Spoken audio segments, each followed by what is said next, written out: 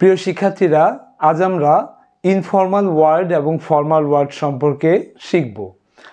অর্থাৎ ইনফর্মাল ওয়ার্ডগুলি আমরা সাধারণত আমাদের পরিচিতজন, আত্মীয় স্বজন, বন্ধু বান্ধবদের সাথে কথা বলার সময় আমরা ইনফর্মালি কথা বলি।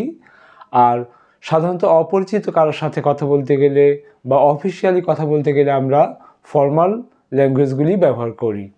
তো চলো দেখি। ইনফর্মালি টেল মানে বলা, এটাকে ফর্মালি আমরা বলি কি? ইনফর্ম, জানানো। আস্ক মানে জিজ্ঞেস করা, এটাকে আমরা ফর্মালি রিকোয়েস্ট বলতে পারি। চেক মানে কোনো কিছু ঠিক আছে কিনা যাচাই করে দেখা, এটাকে আমরা ফর্মালি ভেরিফাই বলতে পারি। বাট মানে কিন্তু, এটাকে আমরা ফর্মালি কি বলতে পারি? হাউএভার।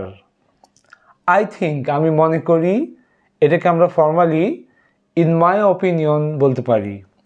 টু সাম আপ মানে উপসংহারে, এটাকে আমরা ফর্মালি আমরা বলবো ইন কনক্লুশন।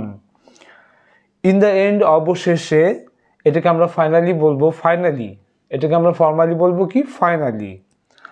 থিঙ্ক অ্যাবাউট কোনো কিছু সম্পর্কে ভাবা বা মনে করা, ভাবা, এটাকে আমরা ফর্মালি বলবো কনসিডার।